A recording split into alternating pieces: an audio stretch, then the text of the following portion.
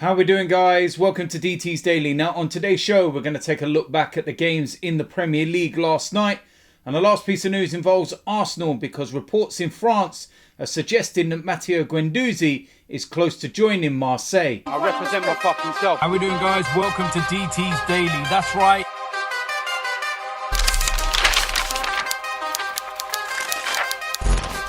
Now, before we get started with today's show, it's that time again. Hold the L Super 6. And this one is most definitely going to cause a debate. Have a look at the video and then we can discuss it after. He's missed so many one-on-one chances, so many big chances that could have turned the game for Chelsea, could have turned them into title contenders earlier in the season, and he flopped. 6 Premier League goals, Flav, is terrible. There's some players on the subs bench for teams that have scored more Premier League goals this season or any season than Timo Werner. It's embarrassing. He, for me, is not only the worst Premier League signing this season, probably the worst in Europe. In Europe, big name signing. He's the worst big name signing in Europe. So there we go. Very, very simple. Who has been the biggest flop this season?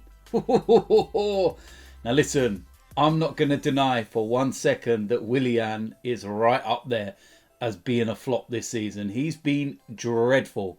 But personally, with the price tag and the expectation of Timo Werner and Kai Havertz, I think it's got to be one of those two.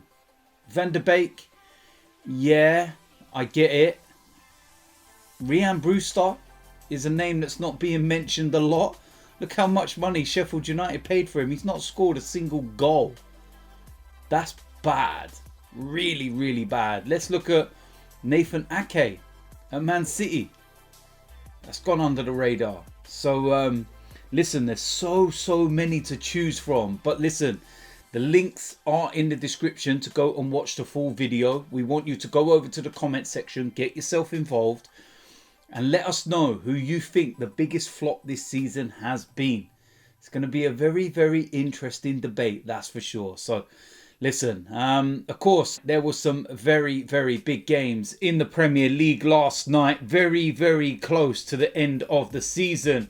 And something that was very nice to see was fans back inside the stadiums, watching the games on the telly. And I know the stadiums were not near full capacity, but my word, just hearing fans inside the ground makes such a difference.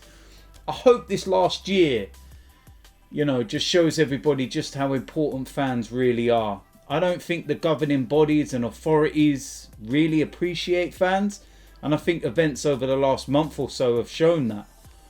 But I just hope that fans get a little bit more than, what we have been getting and the way we've been treated and, travelling to awful kickoff times on random days and all for television. No care for the match-going fan or anybody that might be wherever in the world watching, etc.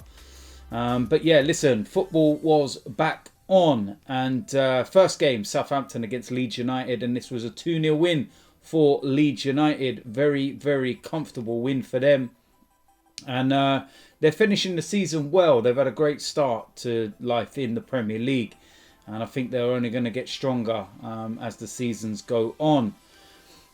Manchester United against Fulham, and this one finished 1-1. Now, a spectacular goal by Edinson Cavani. But I'm sorry, I have to do this.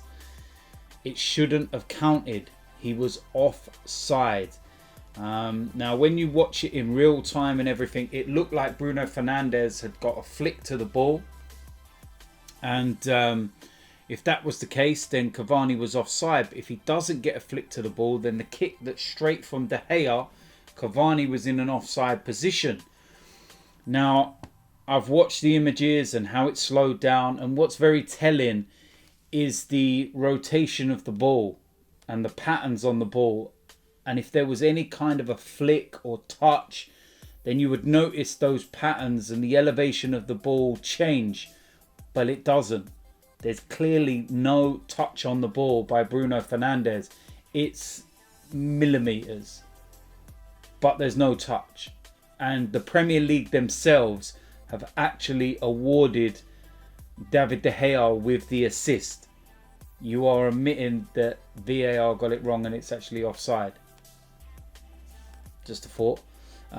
Fulham equalised late in the game, and this one was also something that was being checked out by VAR. Very contentious decision and marginal as well. But yeah, listen, Fulham already relegated. They got a point. And Manchester United, they've had a bit of a wobble of late, and they're going to want to try and sort that out before the Europa League final.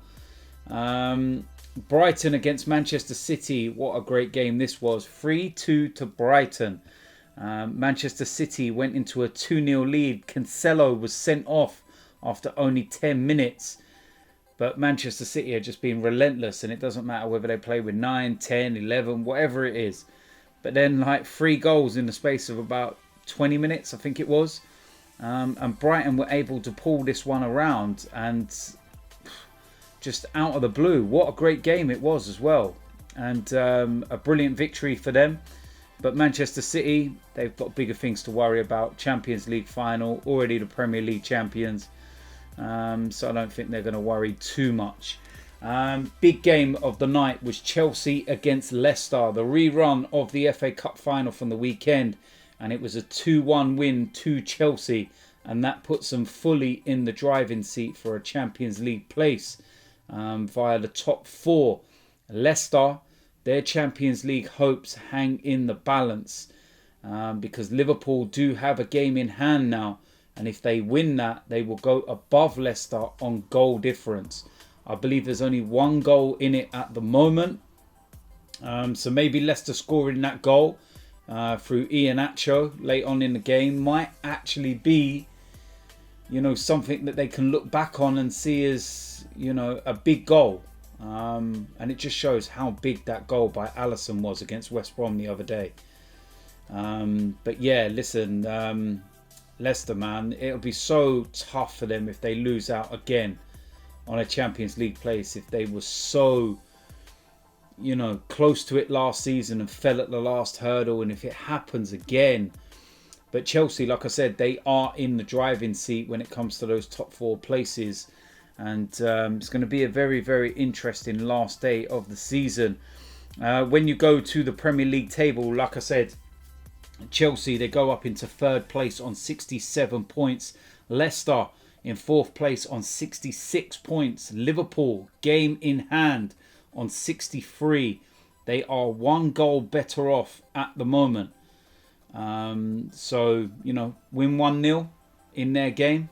They get 2 goals head start going into that final game of the season. And I'll go into those fixtures in a second. But it is between those 3 for the Champions League places.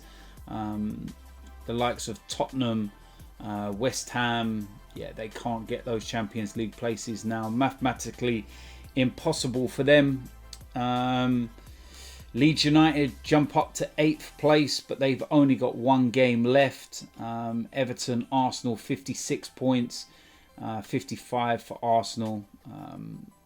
And it's pretty much all sorted out apart from these European places, isn't it, really? 5th and 6th are going to be Europa League places, and 7th, which is where West Ham are at the moment, will be this new conference thingy, whatever the hell it is, which nobody wants to go in apart from probably West Ham.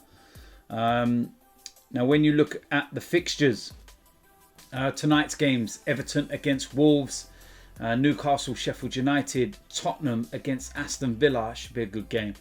Crystal Palace, Arsenal, Burnley, Liverpool. Liverpool going to have to try and get that one. The 3 points there. West Brom against West Ham.